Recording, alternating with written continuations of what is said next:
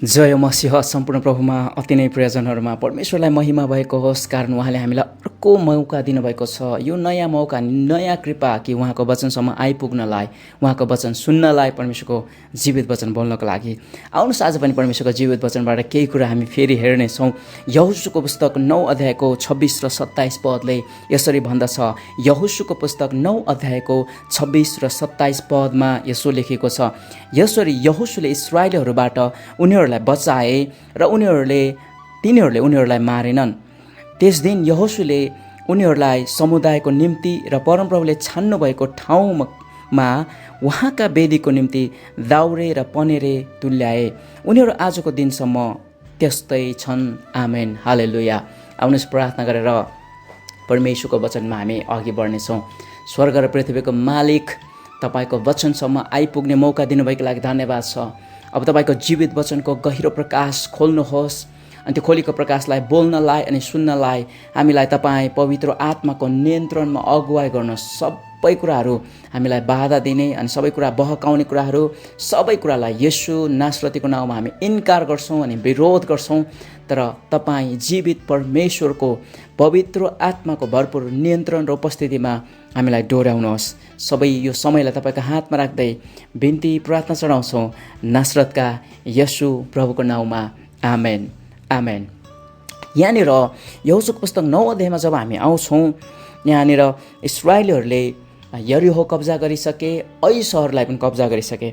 जसै यो कुरा सुन्ने त्यहाँ वरपरका अरू जातिहरूले कि परमेश्वरले अचम्म अनि असाधारण रूपमा यरीहोको पर्खाललाई ढालिदिनु भयो अनि त्यहाँ सहरलाई कब्जा गर्नलाई त्यो युद्ध परमेश्वरले गरिदिनु भयो।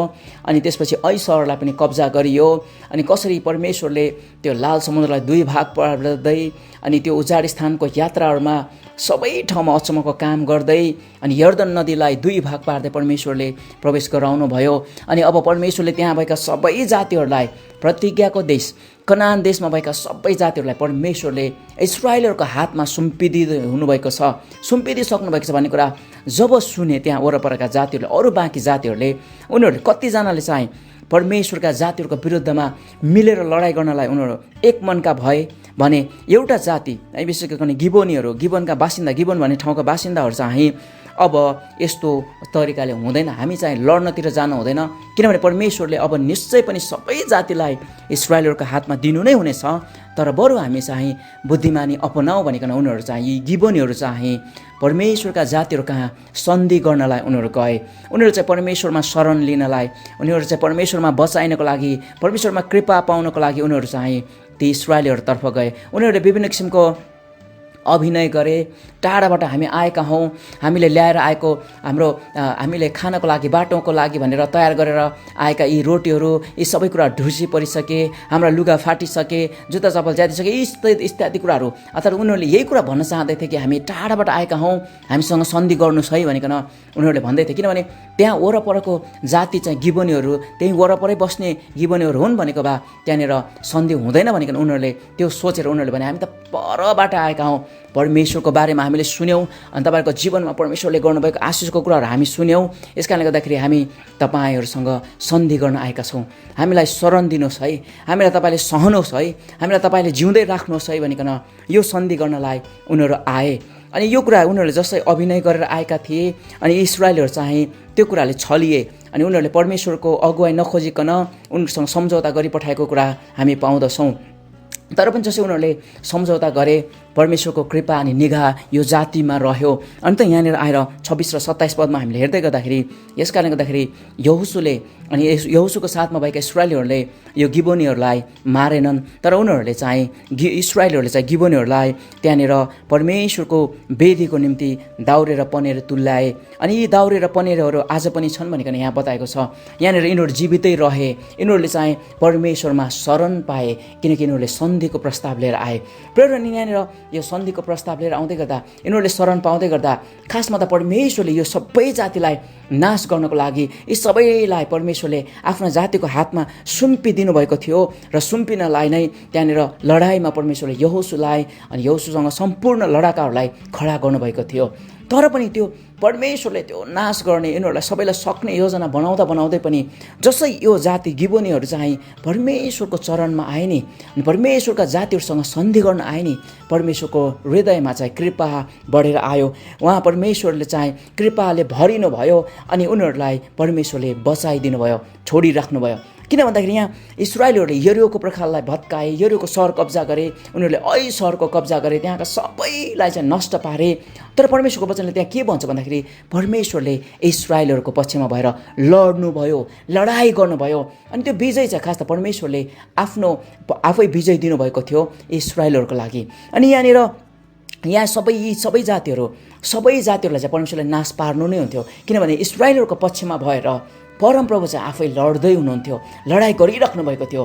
तर परमेश्वरले चाहिँ नाश पार्ने योजना अनि उहाँको त्यो सबैलाई खत्तम पार्ने योजना हुँदाहुँदै पनि जसै यी गिबोनीहरू परमेश्वरको चरणमा शरण लिन आए, परमेश्वर चाहिँ दयाले भरेर यो जातिलाई, यो गिबोनीहरूलाई चाहिँ परमेश्वरले बचाउनु भयो।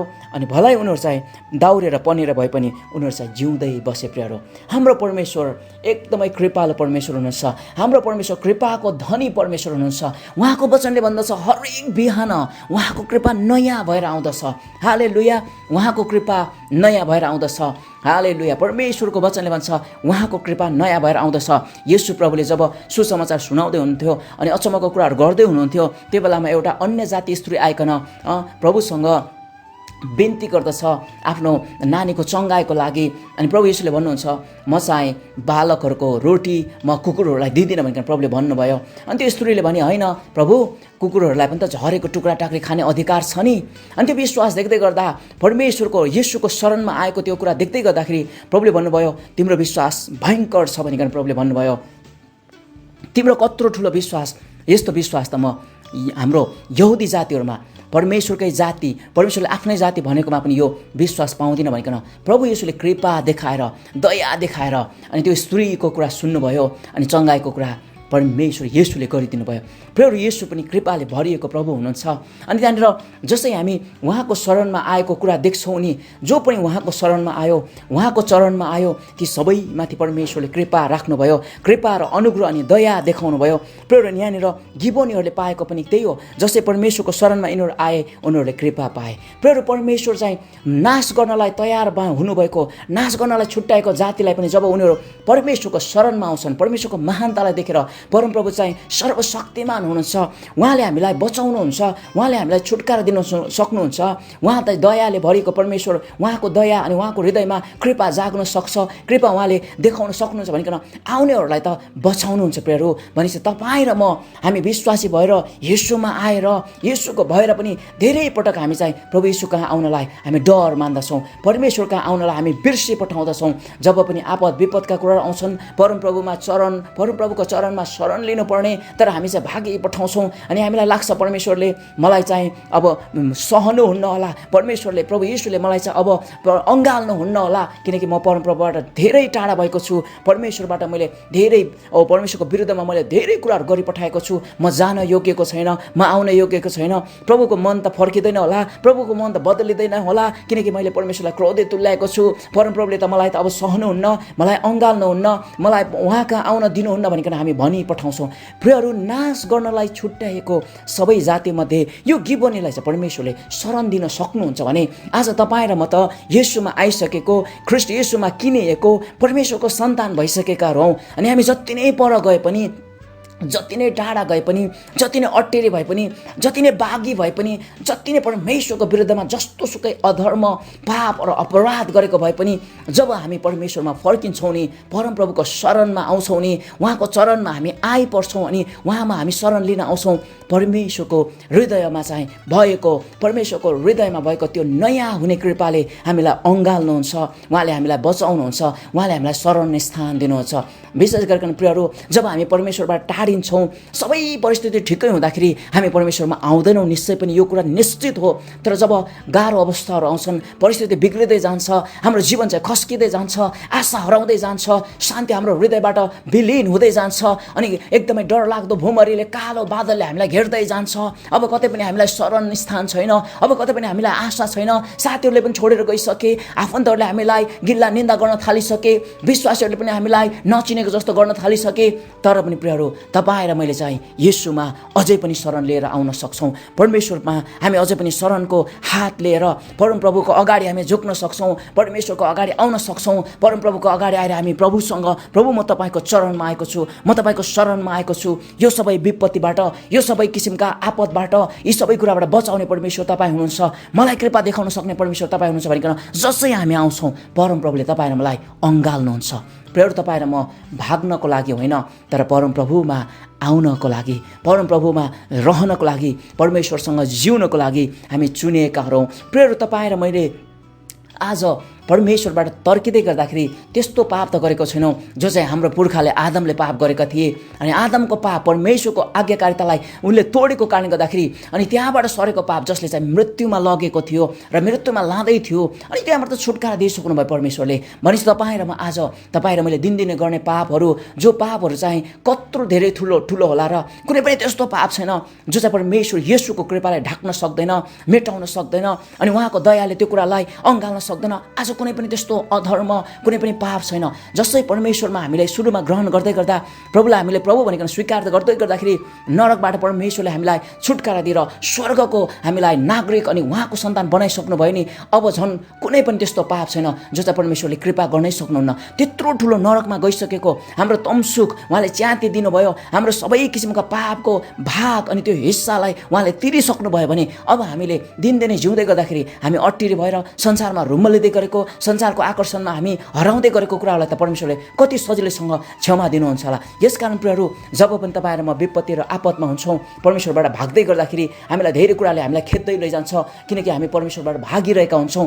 प्रियहरू, अनि तपाईँ र म सुरुमा भाग्दै गर्दाखेरि हाम्रो अवस्था ठिकै हुन्छ, किनकि हामीलाई सबै कुराहरू पुग्दै गरेको कारणले गर्दा हामी भागिपठाएका हुन्छौँ, हामीलाई परमेश्वर चाहिन जस्तो हामी गरिपठाएका हुन्छौँ, अनि अधर्म र पापमा हामी चाहिँ एकदमै नसालु भएका हुन्छौँ। तर पनि प्रियहरू, जस्तै त्यो नसाले हामीलाई, हाम्रो शरीर, प्राण र आत्मालाई त्यसले चाहिँ एकदमै असर गर्दै जान्छ, त्यसले लट्ठाउँदै जान्छ, अनि हामी कमजोर हुँदै जान्छौँ, अनि हामीलाई थुप्रै किसिमका कुराहरूले आपत विपदले हामीलाई घेर्दै जान्छ। त्यो बेलामा प्रियहरू, तपाईँ र मेरो शरणस्थान आज पनि अझै पनि जिउँदो हुनुहुन्छ, अनि अझै पनि तपाईँ र मलाई बाटो हेरिराख्नु भएको परमेश्वर येशू कहाँ तपाईँ र म फर्किने हो। यी गिबोनीहरूले मर्नुपर्ने गन्तीमा गनिएकाहरू, गन्ती भएकाहरू, उनीहरू चाहिँ बाँच्न पाए, किनकि येशूको शरणमा यिनीहरू आए, किनकि येशूको चरणमा यिनीहरू आए, अनि तिनीहरूले शरण स्थान पाए। तपाईँ र म चाहिँ कति व्रत गरिकन शरण स्थान पाउँला प्रियहरू। यस कारणले गर्दाखेरि तपाईँको हृदयमा आज जुन पनि कुराले तपाईँलाई अझ पनि यो कुरा भन्दैछ, म जान सक्दिनँ, येशूकोमा म जान सक्दिनँ, येशूले मलाई सहनुहुन्न, म त कहिल्यै पनि सहन नसक्ने खालको त्यो ठाउँमा म पुगेको छु, त्यो बाघीपना मैले देखाएको छु, म त्यस्तो परमेश्वरको विरुद्धमा विद्रोही भएको छु भनिकन तपाईँ सोच्दै हुनुहुन्छ, सम्झँदै हुनुहुन्छ, अनि धेरै कुराले थिचिनु भएको छ, अनि एकदमै डरलाग्दो कुराकन बन्धनमा बाँधिनु भएको छ भने पनि आज येशूलाई हेर्नुहोस्, येशूको अनुग्रहलाई हेर्नुहोस्, येशूको कृपालाई हेर्नुहोस्, जसले चाहिँ यो गिबोनीहरूलाई क्षमा दिनुभयो, शरण दिनुभयो। आज तपाईँ र मलाई झन् कति व्रत गरिकन उहाँले हामीलाई अँगाल्नु होला। प्रियहरू, त्यो कान्छो छोराको दृष्टान्तमा प्रभुले भन्नुभयो, त्यो बाउले चाहिँ जब त्यो कान्छो छोरा फर्केर आउँदै थियो नि, पर गएर सबै सम्पत्ति बेसासँग उडाएर आफ्नो बुवालाई एकदमै विद्रोह गरेर, बाउको विरुद्धमा विद्रोही भएर त्यो फर्केर आउँदै गर्दाखेरि उसको बुवाले चाहिँ झन् उसलाई चाहिँ एकदमै स्वागत गरेको कुरा, अनि भोज तयार गरेको कुरा, वस्त्रहरू फेरिदिएको कुरा, अनि औँठी लगाइदिएको कुरा हामी पाउँछौँ। हाम्रो परमेश्वरले पनि, स्वर्गीय पिताले पनि, अनि हाम्रो येशूले पनि तपाईँ र म फर्केर आउँदै गर्दाखेरि अझ हामीलाई अझ व्रत गरिकन स्वागत गर्नुहुन्छ, किनकि त्यो कृपा अनि त्यो दया अनि त्यो अनुग्रह अनि त्यो उहाँसँगको त्यो प्रेम छ नि त, अनि त्यो प्रेमले चाहिँ हामीलाई फेरि फर्किनलाई अनि फर्किँदै आउँदाखेरि अँगाल्नलाई उहाँलाई, त्यो परमेश्वरलाई त्यो कृपाले नै, त्यो प्रेमले नै उहाँलाई बाध्य बनाउँछ। प्रिय, यस कारणले गर्दाखेरि हामी फर्किनु आवश्यक छ। तपाईँ र म परमप्रभुको चरणमा फेरि गरिकन आउनु आवश्यक छ, उहाँको चरणमा हामी झुक्नु आवश्यक छ, फेरि यो भन्नु आवश्यक छ, परमेश्वर म फेरि फर्की आएँ, हे परमेश्वर परमेश्वर म तपाईँको चरणमा आएँ अनि जसै हामी आउनेछौँ परमप्रभु जसले गिबोनीहरूलाई जीवितै राख्नुभयो अनि तपाईँ र मलाई त झन् उहाँले जीवित राख्नको लागि अनन्तसम्म उहाँसँगको यात्रामा हिँड्नको लागि स्वर्गमा पुगेर उहाँसँग सधैँको लागि रहनको लागि हामीलाई चुन्नुभएको हो। बस तपाईँ र मैले बुझ्नुपर्ने कुरा जान्नुपर्ने कुरा यति नै हो कि तपाईँ र म परमेश्वरको चरणमा फेरि गरिकन आउन सक्छौँ र आउन आवश्यक छ। परमेश्वरले तपाईँ र मलाई जति टाढा गए पनि फर्केर आएको उहाँ चाहनुहुन्छ।